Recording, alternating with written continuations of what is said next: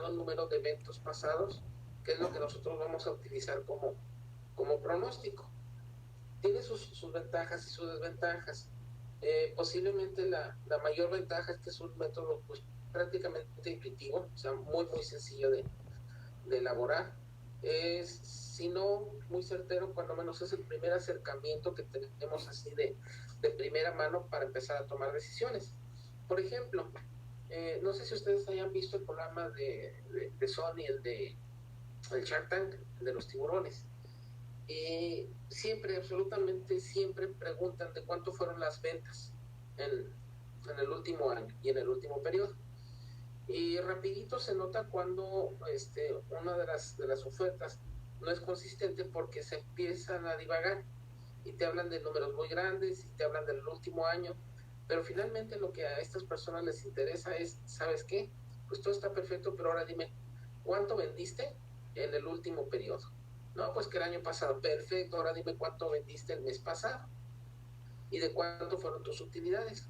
Estas preguntas tienen que ver primero con el margen de contribución, o sea, cuánto realmente estoy ganando después de haber trabajado tanto, uno, y dos, al conocer cuáles han sido las cifras del último año y luego compararlas con la del último periodo de ventas, pues así a grandes rasgos podemos encontrar la tendencia y podemos saber si el comportamiento de la empresa tiene una tendencia a la alza, o sea que va creciendo, que las ventas prometen ser mejores, o si tiene una tendencia a la baja, que prometen las ventas descender o que ya llegaron a su límite. Entonces, el método de los promedios móviles es interesante porque arroja ese tipo de información. No te lo va a dar con un indicador como te lo da ¿cómo se llama? A las tablas que nos genera el Infostat, sino que nosotros tenemos que interpretar los números y saber cómo manejarlos. Entonces, en la tabla que ustedes tienen, tenemos las ventas. Pónganle el número de ceros que quieran a la derecha para hablar de 13,000 o de 13 millones o de 13,000 millones. Eso no importa. Pero lo que necesitamos revisar es que son cifras que son anualizadas. O sea, las ventas de 2004, 2005, 2006. De repente a veces nos conviene o es posible tener las ventas con un desglose mayor, por ejemplo, por trimestres o por mes a mes, desde 2004 hasta 2019. Y por supuesto, en este caso, el año de ventas que intentamos pronosticar es el de 2020. ¿Ok? Entonces, lo primero que tenemos que establecer es cuántos periodos hacia atrás yo voy a considerar para establecer mi pronóstico. Y algunas personas pueden pensar 2 años, 3 años, 5 años. ¿En base a qué se establece ese criterio? Pues primero que nada, conocer el mercado, ¿ok?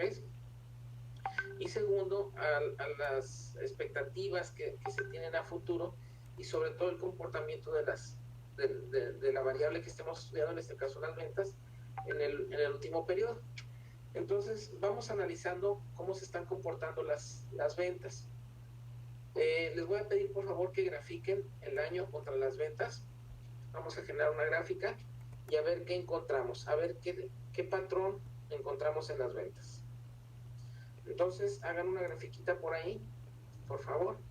Vamos entonces a graficar el año contra las ventas, ¿ok? Y necesito que uno de ustedes me muestre el resultado, por favor.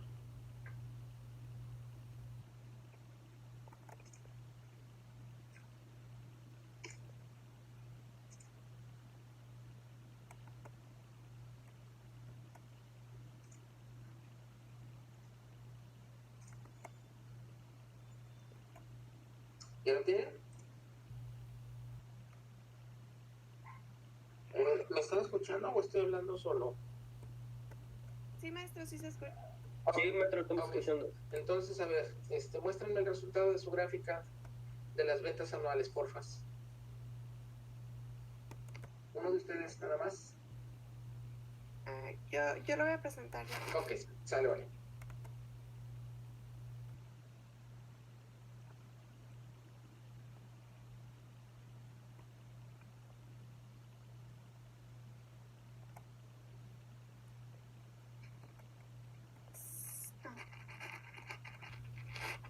Ok, tenemos una gráfica de barras ahí.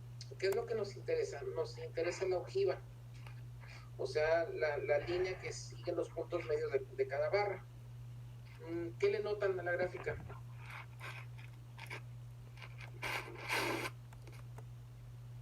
Que desciende en cierto punto y luego vuelve a ascender. ¿Ustedes dirían que tiene una tendencia a la alza, a la baja o que es constante? Pero también tiene una baja en el 2015 y 2016. 2015, ok. Pero después de 2015, ¿qué pasa? Va a la alta otra vez. Vuelve a subir, va a la alza otra vez. Entonces, posiblemente tengamos un patrón cíclico, no lo sé, como son muy pocos años, por ejemplo, de 2004 a 2015, que es cuando se presentó la baja, pues tenemos una diferencia de 11 años. Necesitaríamos ver a partir de 2015 otros 11 años para ver si se repite el fenómeno de descenso, y entonces estaríamos hablando de un patrón cíclico, ¿ok? Pero así de entrada, me parece que las ventas tienen un comportamiento a la alza. Parece que todo el mundo estamos de acuerdo en eso. Si nosotros quitáramos 2015 y 2016, que parecen dos años que para ni siquiera sabemos de qué ventas de qué son o de qué empresas son, pero esos 2 años pues parece que fueron un bache para esta organización. Y si nosotros los quitáramos, íbamos a notar que las ventas sí, efectivamente, siguen un comportamiento a la alza, casi constante. Bien. Ahora, ¿qué otra cosa? ¿Qué otra cosa le notamos como para que nos dé la pista de cuántos periodos necesitamos promediar?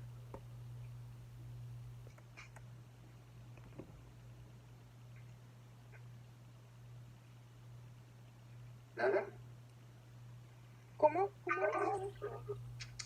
El método que vamos a utilizar de medias móviles o de promedios móviles se basa en escoger un número determinado de periodos hacia atrás para obtener un promedio de esos años, en este caso de las ventas de esos años. Pero lo primero que tengo que decidir es cuántos periodos, 2 años, 3 años, 5 años, ¿cuántos? 3 años. ¿Cuántos? 3. ¿Por qué 3, Carlos? No sé, veo la gráfica y veo cómo que si le ponemos 4 años al empezar, desde a cuenta del 2014, el 2004 al 2017, sería un número muy elevado, el que subió en el 2007, perdón. Pero si vemos del 2004 al 2006, casi no hay tanta variación. Entonces, si nos vamos así de 3 en 3, no hay tanta variación si nos vamos de 3 en 3. Exacto. Ese es el tipo de feeling que tenemos que desarrollar. ¿Ok? Entonces, dado el comportamiento que tenemos de las ventas, yo también coincido en que nos conviene trabajar con promedios de 2 o de 3 años. Si ustedes observan las primeras 3 barras y después viene un incremento muy brusco, ¿ok? Luego, si agrupamos las siguientes 3 barras, o sea, del 2007 al 2009, también tienen un comportamiento muy homogéneo y vuelven a subir de manera súbita. Entonces, sí creo que nos convendría trabajar con bloquecitos de 3 en 3, de 3 años en 3 años. Entonces, a ver, Michelle, voy a compartir la pantalla, ¿ok? Sí, ya me voy a desconectar. SAS. Listo. Ok, gracias. Bueno, entonces, lo que voy a hacer es... Dios. Ok, ¿ya me ven? ¿Ya ven mi pantalla? Sí, profe. ¿Sí? Ok. Entonces, aquí tengo la gráfica, nada más que Michelle la hizo con barras, yo la tengo con líneas, no importa. Lo que tratamos de revisar es justamente cuál es el comportamiento. Y si estuviéramos todavía trabajando con regresión lineal, nosotros veríamos que esto se ajusta a una recta. No es el caso en este momento, sino identificar hacia dónde van los datos. Entonces, yo quiero pronosticar cuánto voy a vender en 2020. Y como platicábamos ahorita, pues alcanzo a observar que si agrupo los datos de 3 en 3, me da un promedio que describe con mucha cercanía o con muy poco margen de error, si lo quieren ver así, el comportamiento real de de las ventas anuales. Entonces, si voy a tomar de 3 en 3, significa que voy a promediar a partir del cuarto periodo, en este caso 2007. Así es que lo que voy a hacer entonces es solamente introducir aquí la fórmula para promediar el periodo de tiempo que estoy necesitando.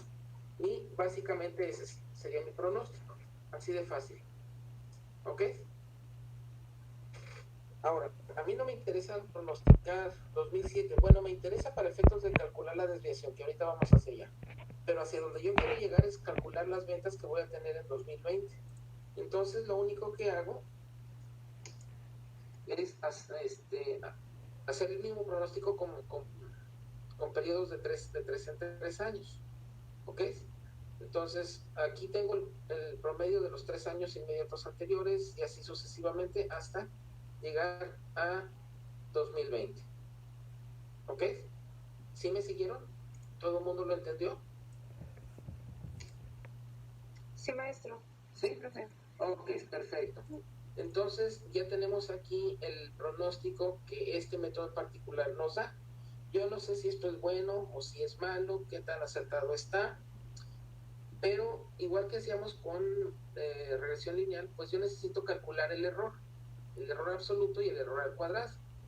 El error absoluto, acuérdense, es la diferencia que existe entre el dato que pronostiqué contra el comportamiento real en este caso de las ventas. ¿Ok? Entonces aquí lo único que tenemos que introducir es la formulita de obtener la diferencia entre el dato real y el pronóstico. Y esto lo arrastramos a todos los periodos. ¿Ok? Ojo, ¿por qué el último periodo no? Porque no se tiene uno real. Porque no tengo un dato real, efectivamente. Porque entonces, es el que estamos pronosticando. Si yo no tengo cuidado con esto y corro el error hasta abajo y ve nada más la desviación tan enorme que me da. ¿Ok? Entonces tengan cuidado con esto porque no podemos calcular un error si no tenemos un dato real. ¿Ok? Bien.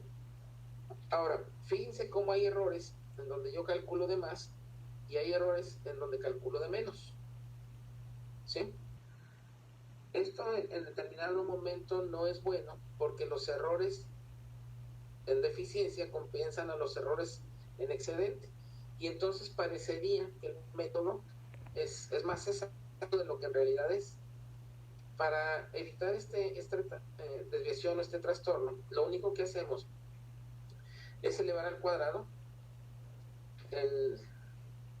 ¿cómo se llama? El error o la desviación absoluta.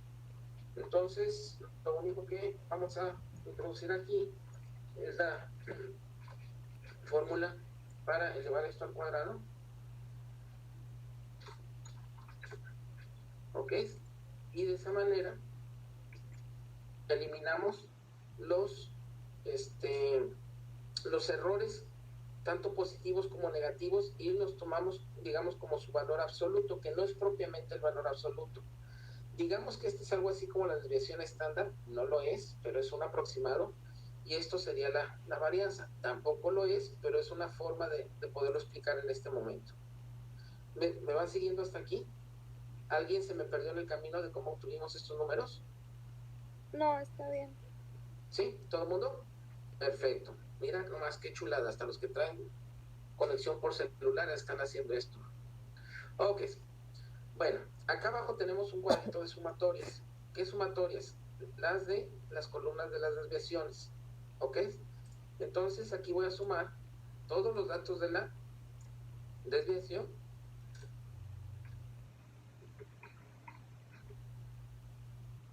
Y estos datos son solamente un paso preliminar para calcular el indicador que en realidad me va a servir para comparar este método con otros que vamos a revisar más adelante.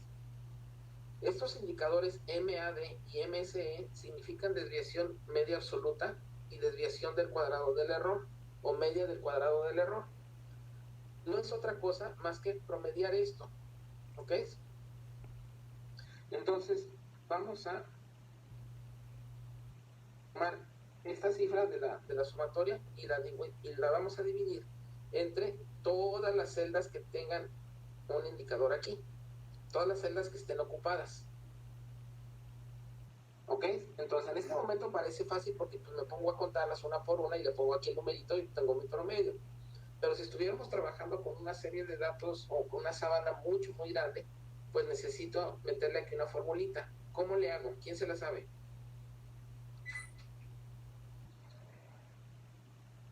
A ver, quiero que lo intenten, lo resuelvan y luego me compartan la pantalla. ¿Ok? Entonces, dejo de compartir para que lo hagan ustedes.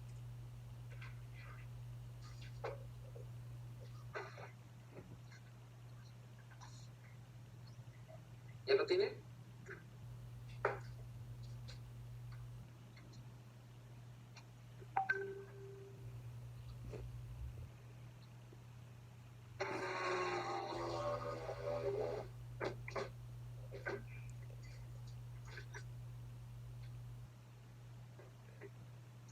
¿Qué onda, chamacos? ¿Ya se me durmieron? Listo. ¿Cómo lo hiciste? A ver, Carlita, comparte la pantalla, porfa.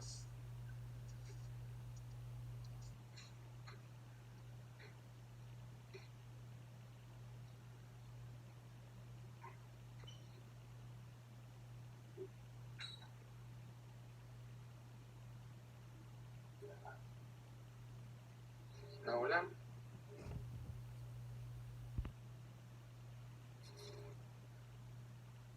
Ok. ¿Cómo lo hiciste? ¿Cuál es la fórmula?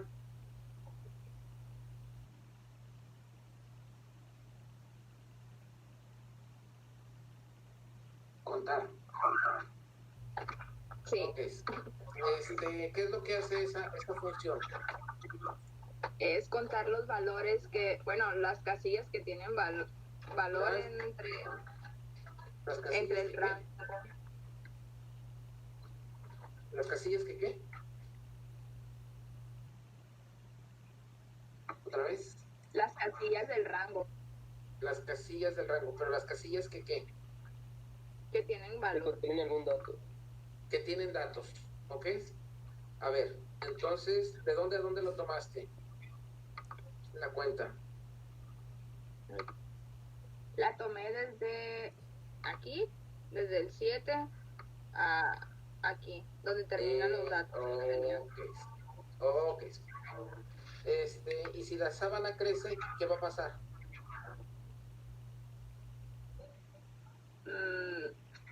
Pues tendría que ampliar el rango. Ok. Y entonces, ¿por qué no lo ampliamos de una vez? Pues no importa si se amplía el rango, nomás va a tomar los mismos que se da. Así es, ok. A ver, entonces, Karina, por favor, modifica ese rango y mete toda la columna E, porfa.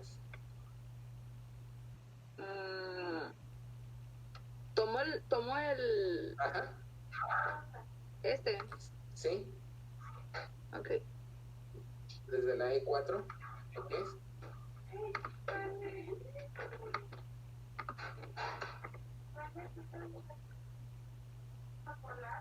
Es desde la E4, ¿no? Hasta el final. Hasta C. Ahí está. Ahora sí, Y ya da el mismo resultado. da el mismo resultado. ¿Por qué?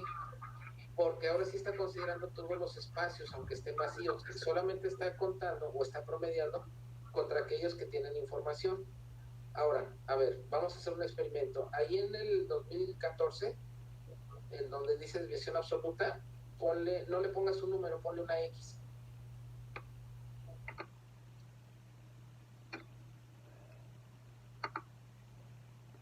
Ya cambió. No, déjalo donde estaba, como estaba, hasta arriba, en el año 2004. Ah, ok. Ahí, ponle una X. Listo. ¿Qué pasó? No cambió. No cambió. ¿Por qué? Porque La no es un valor. solamente toma valores numéricos. ¿Por qué, Carlos? La fórmula solamente toma valores numéricos. Solamente considera valores numéricos, ¿ok? Entonces, esa función nos está protegiendo para que en caso de que nosotros por error coloquemos información en una celda que no es numérica, la función no la contempla y no lo promedia, ¿ok? Entonces, también hay que tener mucho cuidado porque si nosotros declaramos esa columna como texto en lugar de como número, nos va a arrojar error, que es lo que les pasaba a algunos de ustedes con la tabla ANOVA en el ejercicio de regresión lineal. Ustedes veían un número, pero en realidad estaban metiendo un texto. ¿Sí me expliqué? Sobre todo para aquellas personitas que no son muy hábiles o que no están muy familiarizados con Excel, ¿ok?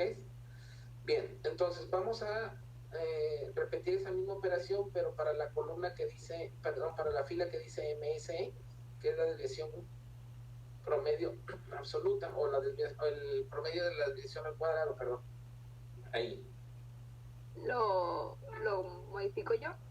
Sí. Ah.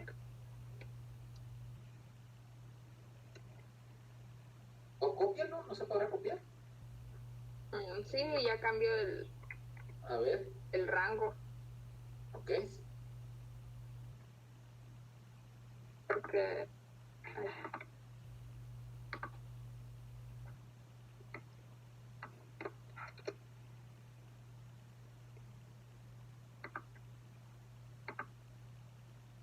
Perfecto. Sí, ¿verdad? Está bien. Ok, ahora sí. ¿Cuánto tenemos? ¿405? Ok. Punto 035. 35, ok. Bien. Ahora, esos números en este momento no me dicen nada. ¿Ok? Nada más es un numerito. Van a tener sentido hasta que nosotros empecemos a utilizar otros métodos. Y el método que me arroje el menor número en cualquiera de estas dos casillas va a ser el método más acertado a términos de pronóstico. ¿Ok? ¿Qué significa esto? ¿Cómo lo valido? Bueno, pues yo tendría que esperar hasta encontrar el resultado de las ventas en 2020 para ver qué tan acertado es. Pero como no puedo esperarme a eso, pues entonces tengo que recurrir a una medida estadística, que en este caso son el MAD y el MSI, para que me digan de todos los métodos que voy a utilizar, cuál es el que arroja el menor error posible. Entonces, en este caso, menor error posible se traduce como en el método más confiable, pero aún así no significa que los resultados sean 100% confiables.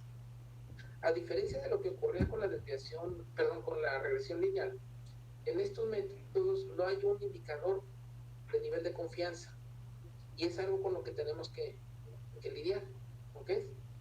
Entonces, la pregunta que todo el mundo se hace, sobre todo en este momento en que apenas lo estamos estudiando o lo estamos recordando, la pregunta obvia es, bueno, ¿y entonces para qué me sirve dedicarle tiempo y estudio a un método de pronóstico si aún así estoy arrastrando un gran margen de incertidumbre?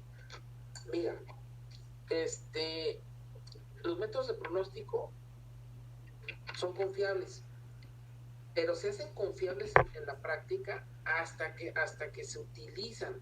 Es decir, si nos va a parecer increíble, pero quienes se acerquen, por ejemplo, a sus prácticas profesionales y cuando tengan sus primeras incursiones en las industrias o en las empresas de la localidad, se van a dar cuenta que uno de los principales talones de Aquiles o de las deficiencias es que las empresas no conservan información histórica, o si la conservan no está disponible para todos, o si está disponible está pero a plazos. Por ejemplo, si yo llegara, ¿qué te puedo decir? No sé, a las tortas de la pasadita y les preguntar, oye, ¿de cuánto tendrás el histórico de ventas de los últimos 10 años? Me van a decir que sí, pero me van a decir, espérame tantito, ¿no? Deja hablarle al contador o a ver a quién para que me las envíe. Y aunque ellos tienen los registros, no los tienen a la mano. Se van a poner a chambear en ese momento para armar la tablita como la que tenemos nosotros y finalmente darnos la información. Entonces, ese es el gran problema. Casi todas las empresas, sobre todo las micro y las pequeñas, van trabajando a feeling, a como el administrador, el propietario, va sintiendo que se comportan las cosas. No sé si le hemos platicado aquí del caso por ejemplo, de la ferretería La Central. A mí me asombra ir a esa ferretería porque entro y siento que entro a un museo. Tienen un montón de cosas y me gusta ir a bobear y a veces hasta perder el tiempo ahí. Pero de repente si pregunto por, no sé, un tensor, un tornillo de botella de, no sé, de 3/8, pues la gente nomás se queda volteando para todos lados y alguien por allá dice, sí hay. ¿En dónde están? Y un señor, un viejito, un señor ya mayor contesta, dice, está, y ya les da la ubicación exacta de dónde está la pieza. A mí me gustaría saber qué va a pasar cuando el señor no esté. ¿Quién lleva el control de inventarios? ¿Y quién lleva el control de dónde están las cosas? Entonces, ese es el principal problema que tenemos para hacer uso de los métodos de pronóstico. Además de que las micro y las pequeñas empresas creen muy poco en las herramientas administrativas o tecnológicas. Casi siempre los tiran a Lucas.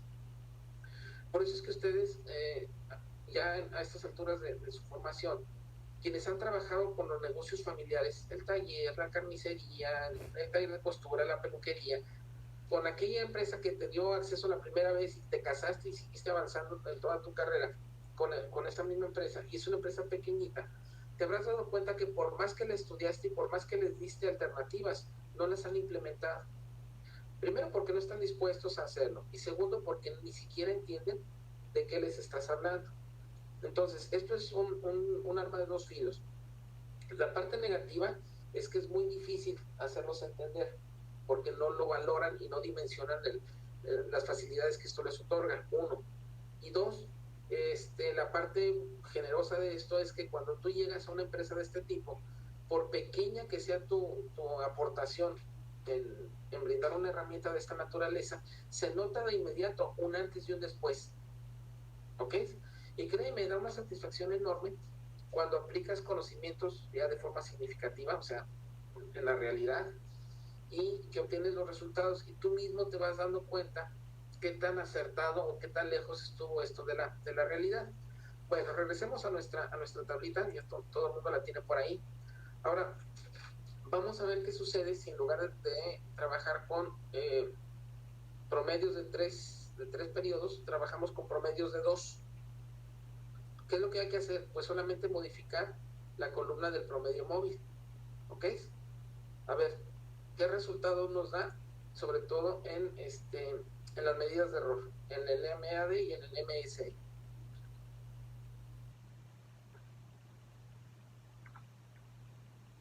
¿Ya lo tienen?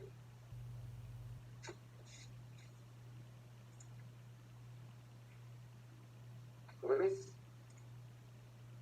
Sí, profe. ¿Sí? ¿Cuánto da? En el bueno, en la sumatoria da 1.22 y 0.28, y en el MAD 0.087. A ver, voy a poner aquí, salgo yo en la cámara. Tengo una compu. 0.87 y 0.020. ¿Ok? Entonces, ¿es mejor o no lo es?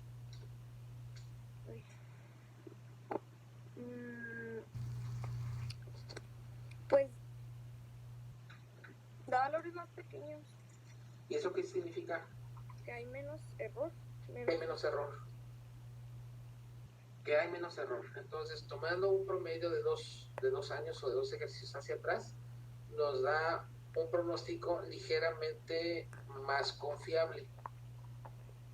Y entonces, ¿en dónde quedó nuestra idea de tomar periodos de 3 en 3? Que es mejor tomar de 2 en 2. En este caso. En este caso. ¿Ok? Entonces, si se fijan, esto es mucho de estar jugando, en realidad se llaman escenarios, ¿ok? O simulaciones. Es cuestión de estar jugando con el método, oye, ¿cuánto me da con 2 periodos, con 3 periodos, con 4 periodos? ¿Ok? Y después verificar si nuestra idea de jugar o de pronosticar con 2 o con 3 periodos tiene sentido o no lo tiene. A ver, ¿por qué en este caso reducir de 3 a 2 sí nos dio un pronóstico con menos errores. ¿Será porque eran muy poquitos años para hacer el pronóstico? Sí, esa es una muy buena razón. Hay muy pocos datos. ¿Qué más?